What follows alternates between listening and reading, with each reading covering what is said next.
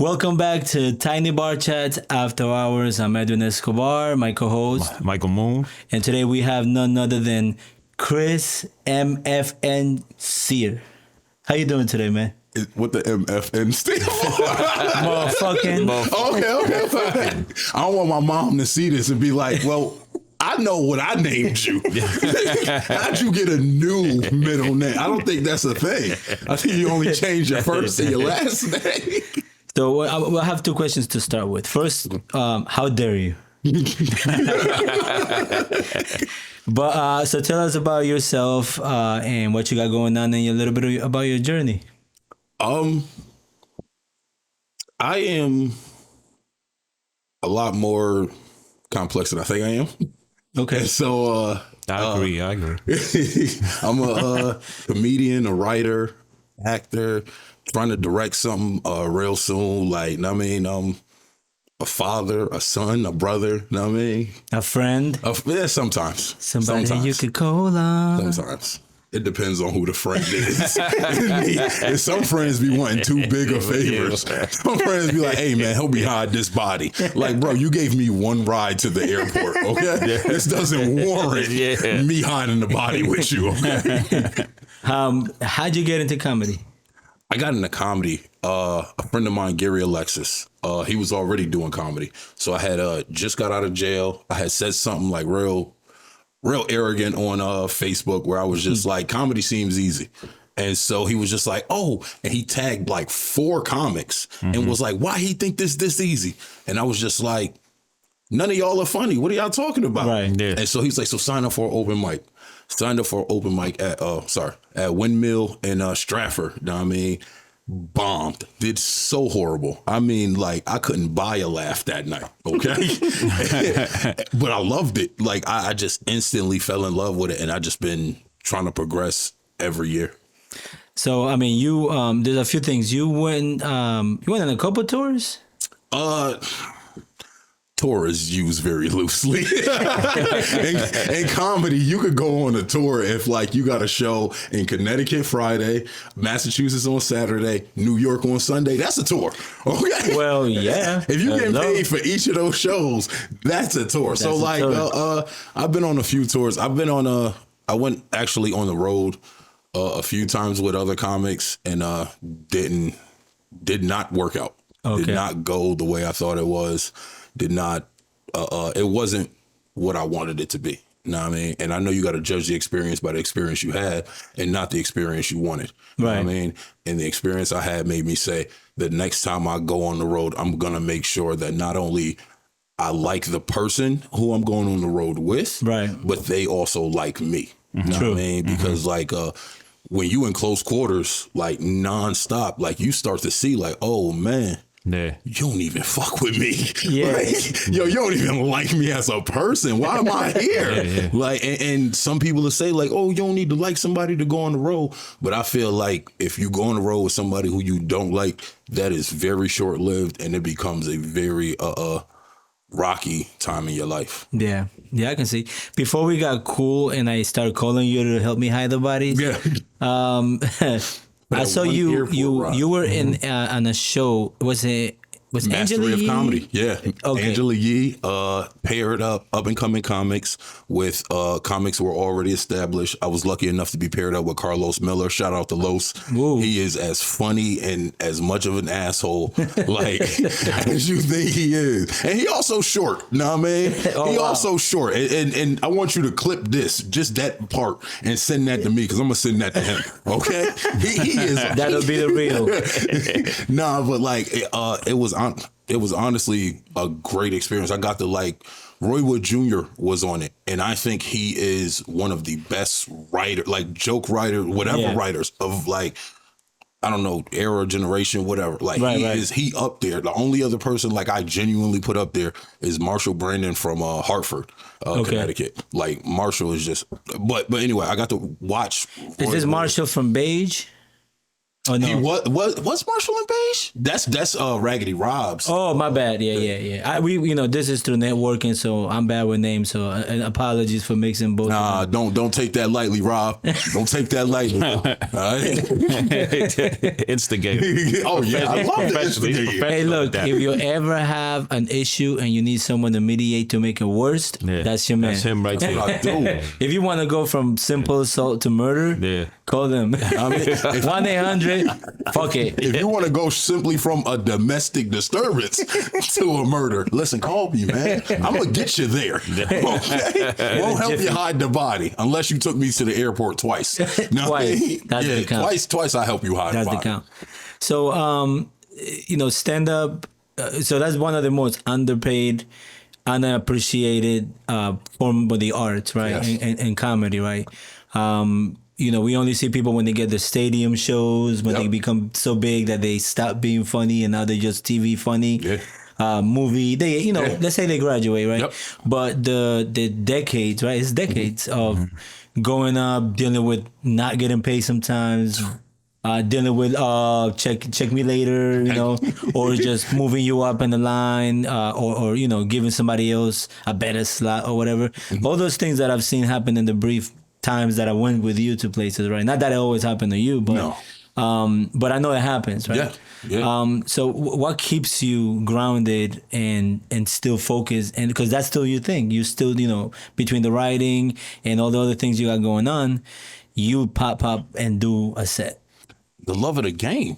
Know what I mean? Like, I don't think you can be in any creative space without loving the work. Yep. And if you don't love the work, like, what are you doing? Right. You're going to end up being mad. Like when that promoter promised you $300, he got crumpled up money in his hand. He just, hey, bro, good job. And like now, like you like, what is this, stripper money? And then you start counting it and it's like $80. And you're like, yo, where my money at? And then, oh man, you look around, man, you see the sales. I don't care about no sales. We agreed on the price. Yeah. Like, you know what I mean? And so like, if it wasn't for the fact that like I just genuinely love to make people laugh, I love to come up with like clever things. Like when so one of my kids' birthdays, we went to Beardsley Park, right? Beardsley Zoo, sorry. We went to Beardsley Zoo and it was a squall. Now, squall is like when snow comes down and like summer month, like flurry. Yeah. It was crazy. Like we all had t-shirts and shorts on. Yo, you're real close.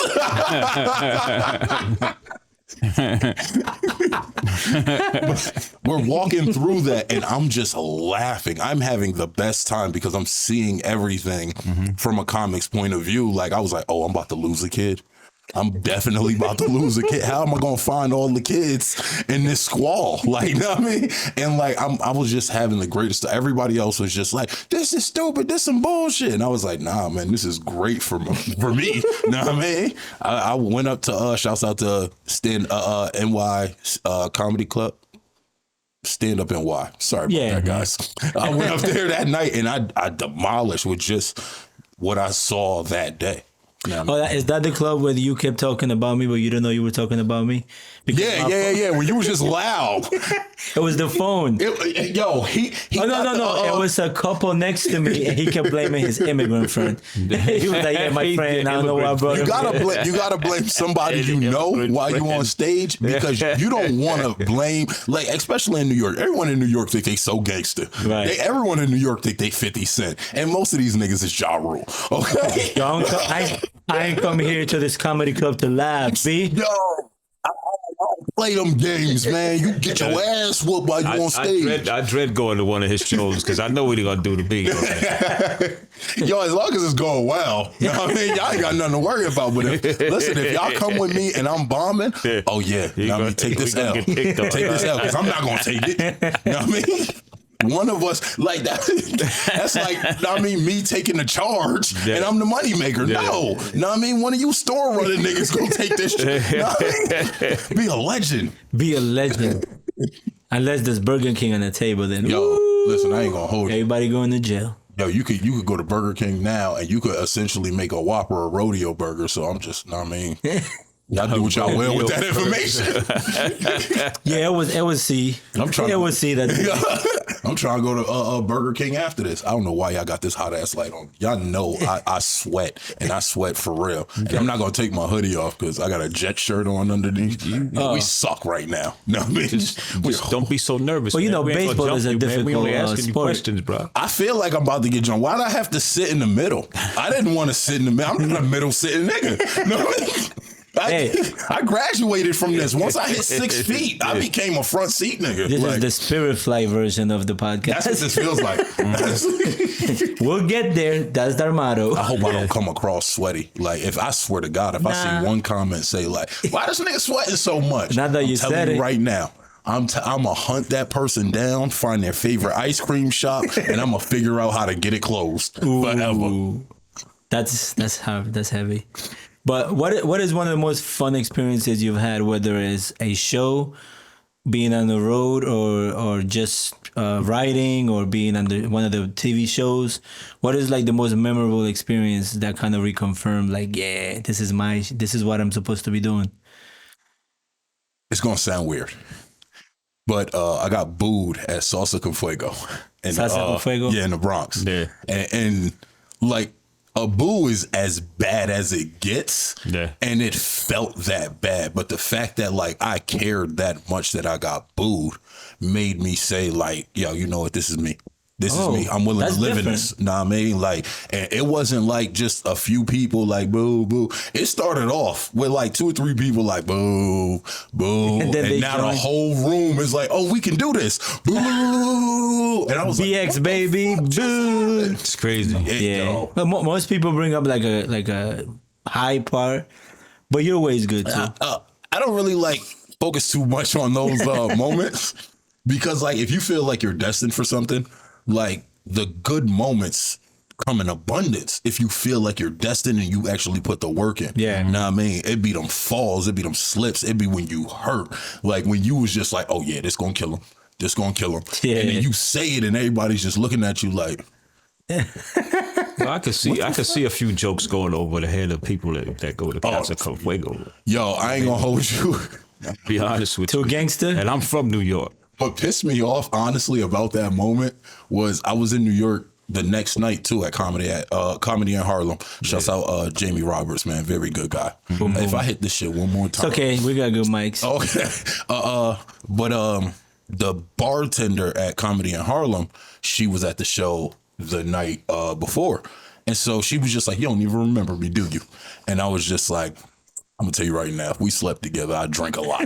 Okay. And so she was like, no, I was at Salsa con Fuego last night. And I was just like, why'd y'all boo? And she was like, I don't know. You were doing well. You were doing so well. And so then fast forward maybe a month after that, I was doing a show, Dallas BBQ or something like that. It's some BBQ spot in Queens. You know what I mean? Yeah, the barbecue spot. Yeah, Dallas barbecue. Yeah, the Dallas barbecue, yeah. And I'm on stage and I wrote a joke about me bombing. And so I hear from the side of me some lady like, I told you that was him. And I was like, this Wow. motherfucker. Damn. I was like, They yo, following you like they follow. And so then I'd stop mid-set. I'm like, hey, baby, why'd y'all boo? And she's like, I don't know. I was like, yo, it's a lot of people telling me y'all don't know. Okay? Take responsibility It's a lot of for y'all once. telling me y'all don't know. But all of y'all boo. And she's Right. like, we didn't boo. I said, somebody boo. And it was a lot of somebodies. Okay? Damn. It was crazy. But I ain't gonna hold you. I wouldn't change that moment at all. Know what I mean? Because that really like reinforced, because it's so easy to want to do something when you're crushing, when you shooting Yeah. and it's going well, you're on time, like everything. Well, I'm always on time, but yeah. No, not you, but like as far as like The schedule. Yeah. Yeah. Know what I You know, mean? I just had to say that. Yeah. He trying to self promote, like nigga, this Know is what my I'm saying? time. Always This is my on time. But like it's very easy to want to do it when it's going well. You know Yeah. what I mean? Yeah. But like when it's not going well, like I think that's what determines whether or not you want to Yeah. actually do this shit. Yeah. You got anything specific that you're working on right now, or whether it's a show, writing, like you said, maybe directing, anything that you can talk about?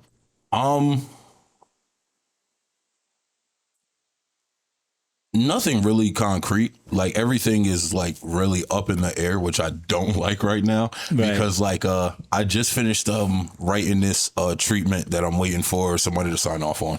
And then I also just finished writing this pilot that I think is absolutely shit, and I have to go back and just rewrite like 7 scenes because I feel like everyone in a creative space is so hard on themselves. Well, I'm gonna keep it on me. I'm so hard on myself because I don't ever want somebody to come to me and be like, "Yeah, man, that scene was weak," and I ain't got nothing to back it up with. Yeah, and I can't even say like, "Nah, that's one of my favorite scenes," and all I can say is, "You kind of right, my nigga." Yeah, you don't want that. It was some bullshit, and so like I'm hard on myself because like you ain't gonna tell me like my shit ain't hitting when I know for a fact it is. Yeah, yeah. And you know, not everything's for everybody, so Oh, my mama. it's got to be for you too. If you feel like that's the shit, that's what it is. Yeah. And then you get it done, because 90% of the people won't even get it past that part. Oh no, yo, it's. I am a person who like lives in my motivated moments. Yeah. You know what I mean? When I'm not feeling it, I just Yeah, I'm no good. forcing it. Yeah. I'm not gonna force like nothing. You don't force yourself upon it. I do not force You won't myself. buy yourself I do. What camera is a this beer. camera on me? I do not force myself. All right, like let's get that straight, okay?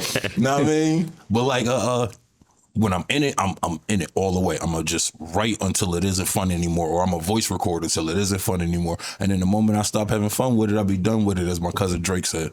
My cousin Drake. He need friends right now, nigga. Listen, Drake, if you come across this, nigga, you need people. Okay? I'm Let's telling be you friends. right now, Young Thug ain't gonna do it for you. All right? He is not going to Yeah, do it. he's for you. home, right? Yeah. And then Drake dropped off like $1 million to him. Damn. Like, nigga, that million would have meant more to me. All right? I help you hide the body, Drake. Not Kendrick's body, but like pick someone else in TDE or something. So before we go, do you have anything you want the audience to know about you, or anything you want to leave behind for the viewer that maybe they don't know, something you never got a chance to say or share or express?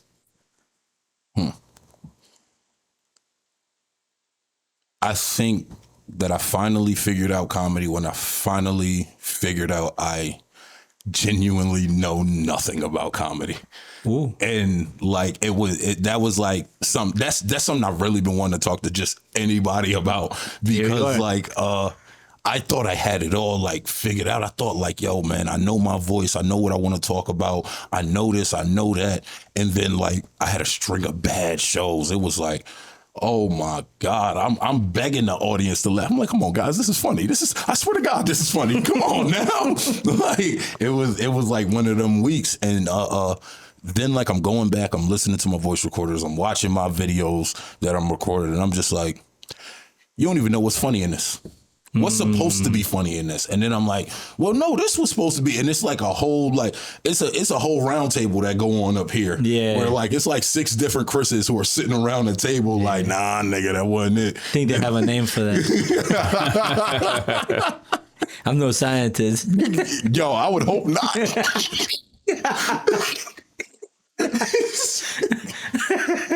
Yo, well, it's been fun. Thank you for coming by. Thank you for having me. Michael Moon. Yes, sir. You have any questions or you have any thoughts? I was gonna put Chris on the spot, but he's sweating enough already. Yeah, I was like, I'm measuring this episode by the sweat beads. Like, let me see when it's gonna be visible. Okay, before we go, I guess we'll do another one soon, and then we can put you on the spot. Yeah. Oh yeah. I'm down to do this whenever y'all want. All right, Diddy out. Out.